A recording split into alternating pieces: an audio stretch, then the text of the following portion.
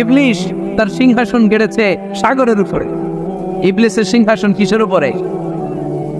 বিশাল বড় সাগর আর মহাসাগরের উপরে ইবলিস শয়তান তার সিংহাসন নিয়ে বসা।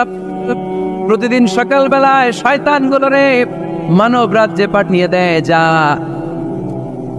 তোরা মানব রাজ্যে চলে যা, যে মানুষকে ওয়াসওয়াসা দেয়, ওয়াসওয়াসা দিয়ে খারাপ কাজ করা। সারাদিন খারাপ কাজ করার পরে কি কি ওয়াসওয়াসা দিল, কি কি খারাপ কাজ মানুষের মধ্যে ঘটালো, সন্ধ্যাবেলায় সব শয়তানে সেই ইবলিসকে বয়ান শোনায়।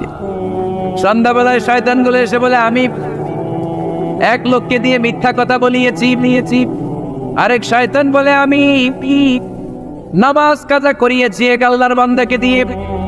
আরেকজন বলে, আমি ওজনে কম দিয়েছি।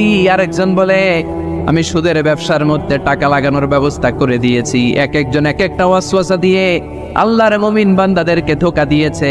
এগুলোর ফিরিস্তি এসে সব শয়তানেরা ইবলিসকে শোনায়, কিন্তু কোনো কথাতে ইবলিসের মন ভরে না।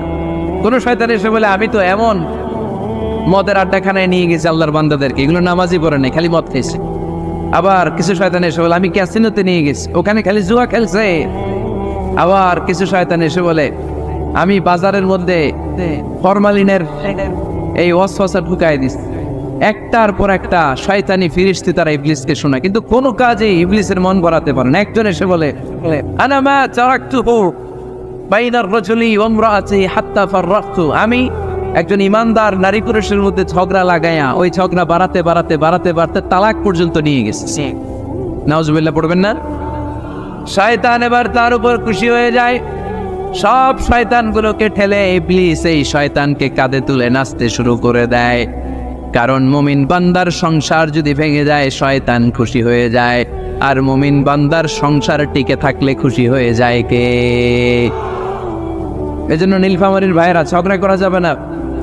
দাম্পত্য জীবনকে সুখী করতে চাইলে ঝগড়াকে আমরা নো বলে দিব। ঝগড়া অনেক সময় হবে, কিন্তু এটাকে বাড়তে দেওয়া যাবে না, এটাকে আমরা স্পেস দিব না, ওইখানে থামাই দিতে হবে। রাজি আছেন তো সবাই? আল্লাহ রাসূল সাল্লাল্লাহু আলাইহি ওয়াসাল্লামের ফ্যামিলিতে ঝগড়া হতো। আম্মা জান আয়েশা রাদিয়াল্লাহু তাআলা আনহার সাথে আল্লাহ রাসূল সাল্লাল্লাহু আলাইহি ওয়াসাল্লামের ঝগড়া হতো, হাদিসে পাওয়া যায়। কিন্তু এগুলো ছিল মধুর ঝগড়া, সুন্দর ঝগড়া। সুবহানাল্লাহ পড়েন। আল্লাহর হাবিব বলেন, ইয়া আয়েশা ইন্নী লা আ'লামু ইযা কুনতি আন্নী রাদিয়া ওয়া ইযা কুনতি আলাইয়া গাদবা। ও আয়েশা, তুমি কখন আমার উপর রেগে থাকো সেটাও আমি বুঝি, আবার কখন খুশি থাকো সেটাও বুঝি। আম্মা যারা এসে বললেন, ইয়া রাসূলুল্লাহ, ইয়া হাবিবাল্লাহ, কেমন করে আপনি বোঝেন যে আমি আপনার উপর রেগে আছি, আবার কেমন করে আপনি বোঝেন আমি আপনার উপর সন্তুষ্ট?